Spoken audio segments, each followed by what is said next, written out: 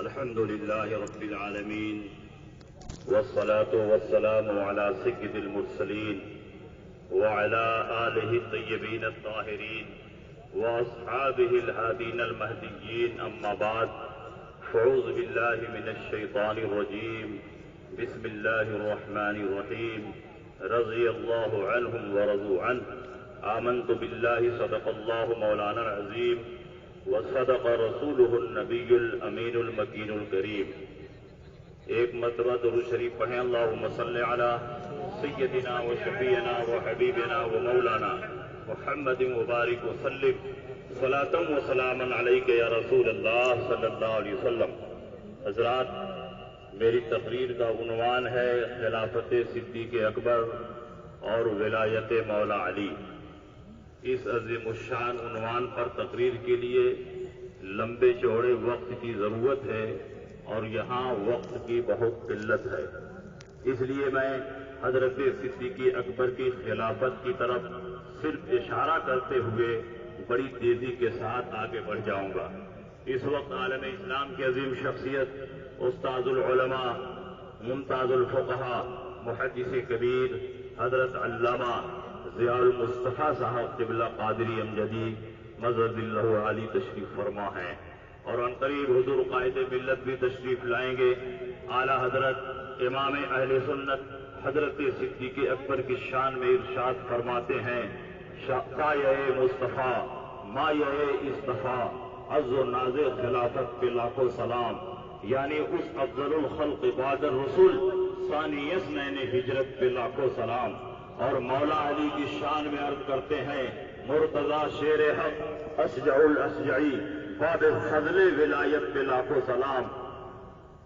شیر شمشیر زن شاہ خیبر شکن پرتوے دست قدرت پہ لاکھوں سلام.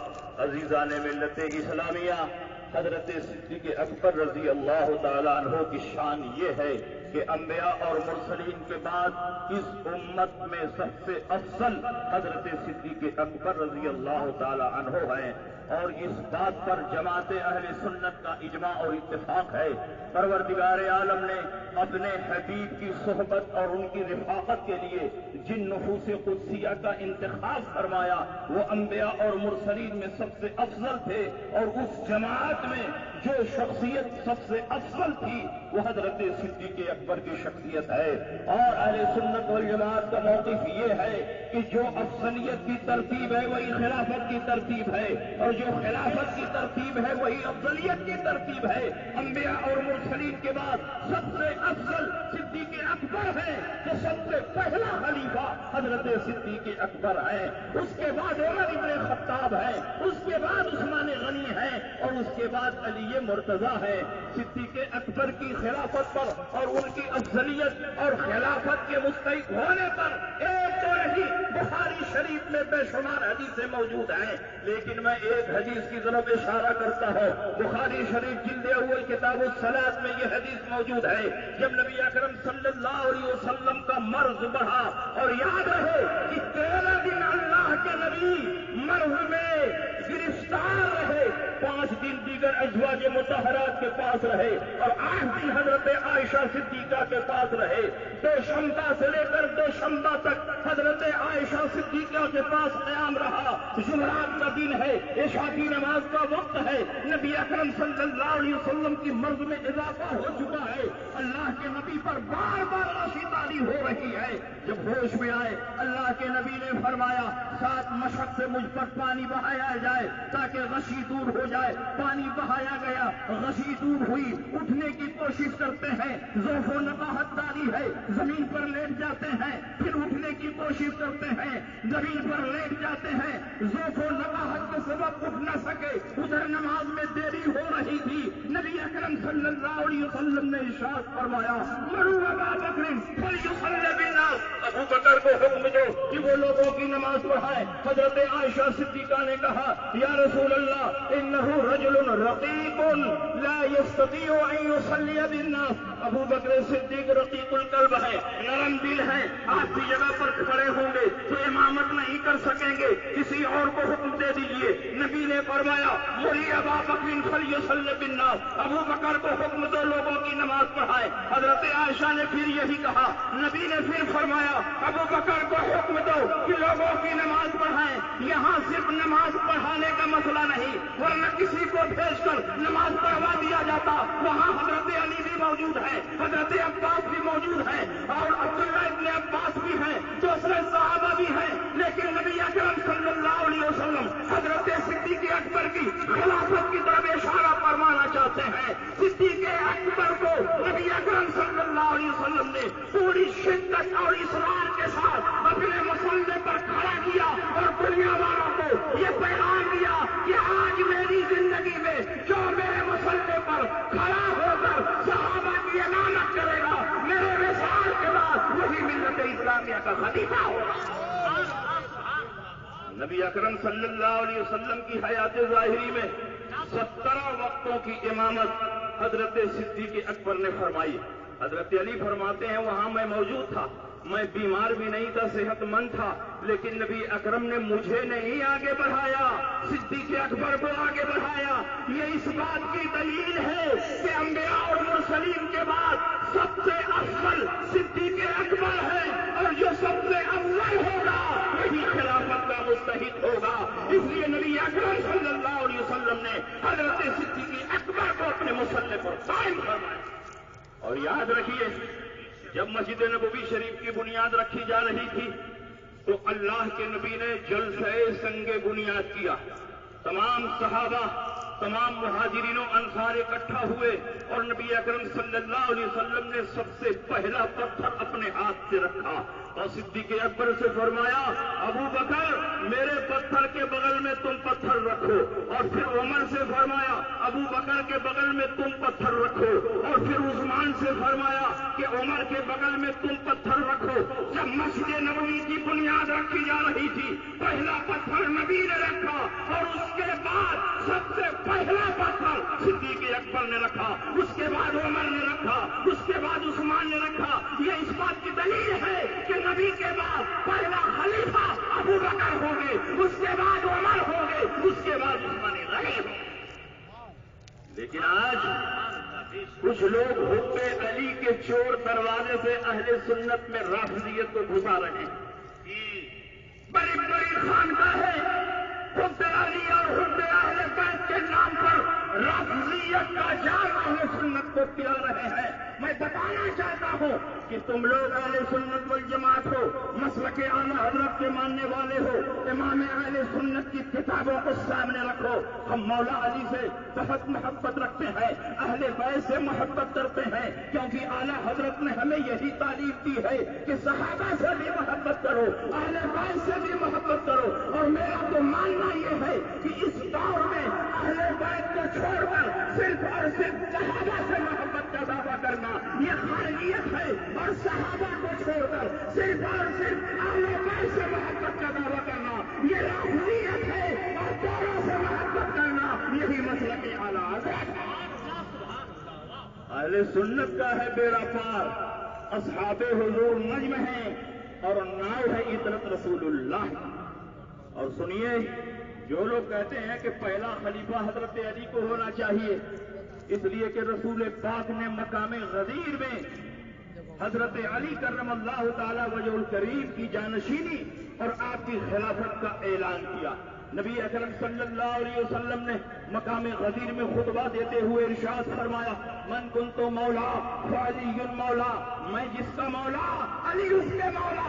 یہ رافضی کہتے ہیں مولا کا معنی ہے، ابھی گاڑی دور ہے، آپ لوگ بیٹھے تقریر سنیں، آپ بولتے رہیے حضرت۔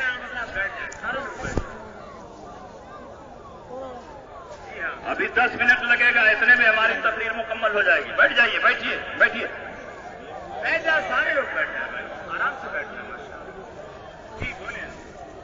نبی اکرم صلی اللہ علیہ وسلم نے مقام غدیر میں ایک تاریخی خطبہ دیا، حضرت علی کے فضائل اور مناقب بیان فرمائے، اور اسی خطبے میں آپ نے ارشاد فرمایا من کنت مولا فعلی مولا، میں جس کا مولا علی اس کے مولا۔ رافضی کہتے ہیں یہاں مولا کا معنی خلیفہ ہے، اور حدیث کا مطلب ہے میں جس کا خلیفہ میرے بعد علی اس کے خلیفہ. لیکن میں بتانا چاہتا ہوں مولا کا معنی صرف خلیفہ نہیں ہوتا ہے, مولا کے بے شمار معنی ہوتے ہیں.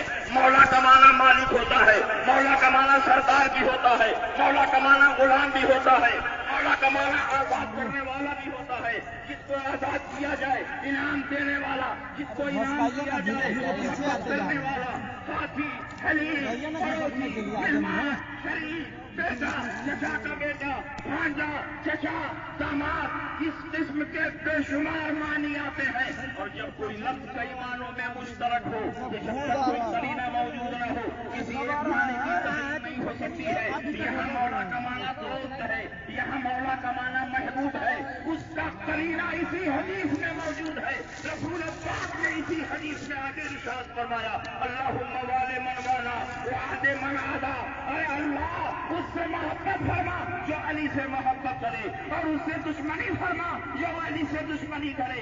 اس کا مطلب یہ ہوا کہ مقام غدیر میں رسول پاک نے مولا علی کی خلافت کا اعلان نہیں کیا تھا بلکہ مولا علی کی محبت کا اعلان کیا. سنیے, وصال سے کچھ پہلے نبی اکرم صلی اللہ علیہ وسلم کی بارگاہ میں ایک خاتون آئی. انہوں نے سرکار سے ایک مسئلہ پوچھا, سرکار نے جواب عطا فرمایا. جب جانے لگی تو انہوں نے پوچھا یا رسول اللہ پھر میں آؤں اور آپ کو نہ پاؤں تو میں کس سے رجوع کروں, میں کس سے مسئلہ پوچھوں؟ تو رسول پاک نے ارشاد فرمایا اب آؤ اور مجھے نہ پاؤ تو صدیق اکبر سے مسئلہ پوچھنا. یہ اس بات کی دلیل ہے کہ جو ذمہ داریاں میں ادا کر رہا ہوں, جو کام میں کر رہا ہوں, میرے بعد وہی کام صدیق اکبر کریں گے. اس لیے حضور کے بعد پہلا خلیفہ صدیق اکبر ہے, دوسرا خلیفہ عمر ابن خطاب ہے, تیسرا خلیفہ عثمان غنی ہے اور چوتھا خلیفہ علی مرتضیٰ. اگر آپ لوگ قوالیوں میں سنتے ہیں دمادم مست قلندر علی کا پہلا نمبر, اور اس قوالی کو سننے کے بعد آپ لوگ بھی سر ہلانے لگتے اور آپ یہ غور نہیں کرتے کہ شیعہ قوالوں نے اپنے عقیدے کو اس شعر میں گھسیڑ دیا ہے. اہل سنت والجماعت کا اس بات پر اجماع ہے کہ حضرت علی چوتھا خلیفہ ہے, حضرت علی پہلا خلیفہ نہیں ہے. اس لیے میرے دوستو مسلک اعلیٰ حضرت پر پوری مضبوطی کے ساتھ قائم رہو. اور جو لوگ یہ کہتے ہیں کہ نبی اکرم صلی اللہ علیہ وسلم نے مولا علی کی خلافت کا اعلان کیا تھا, ان کی جانشینی کا اعلان کیا تھا, اگر سرکار نے اعلان کیا ہوتا تو علی کو معلوم ہوتا, حضرت عباس کو معلوم ہوتا. لیکن انتقال سے 3 دن پہلے کی روایت ہے اور بخاری میں یہ روایت موجود ہے.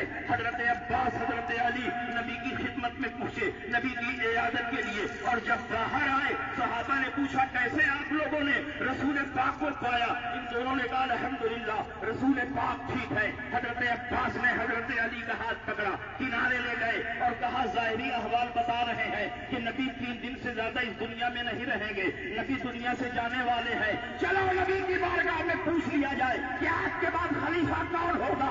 اگر نبی فرماتے ہیں کہ علی خلیفہ ہوں گے تو ہم لوگ خلافت کے لیے کوشش کریں گے. لیکن حضرت علی نے فرمایا چچا جان میں نہیں پوچھوں گا. اگر رسول پاک نے فرمایا کہ میرے بعد تم خلیفہ نہیں ہوگے تو زندگی بھر مسلمان مجھ کو خلیفہ نہیں بنائیں گے. میں پوچھنا چاہتا ہوں جب مقام غدیر میں رسول پاک نے علی کی خلافت کا اعلان کیا تھا تو حضرت علی کو یہ کہنا چاہیے کہ پوچھنے کی کیا ضرورت, رسول پاک نے اعلان فرما دیا ہے, کوئی بھی صحابی نبی کے اعلان کے خلاف عمل نہیں کرے گا. اس کا مطلب یہ ہوا کہ علی بھی جانتے تھے, عباس بھی جانتے تھے کہ مقام غدیر میں رسول پاک نے مولا علی کی خلافت کا اعلان نہیں کیا تھا بلکہ مولا علی کی محبت کا اعلان. اس لیے میرے دوستو پوری مضبوطی کے ساتھ مسلک اعلیٰ حضرت پر قائم رہو اور ایسے چلیے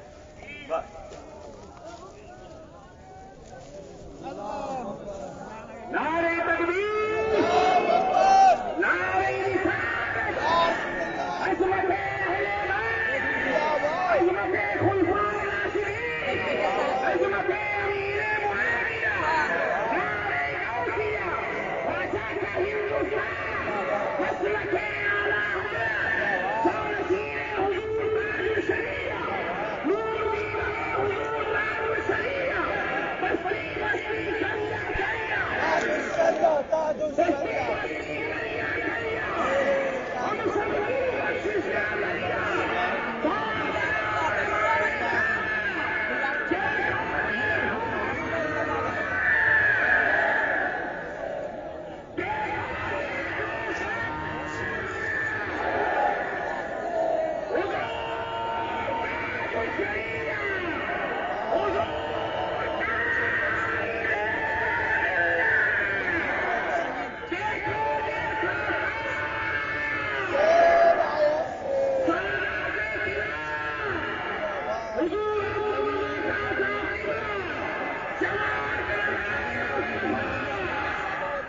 گزارے ملا تھا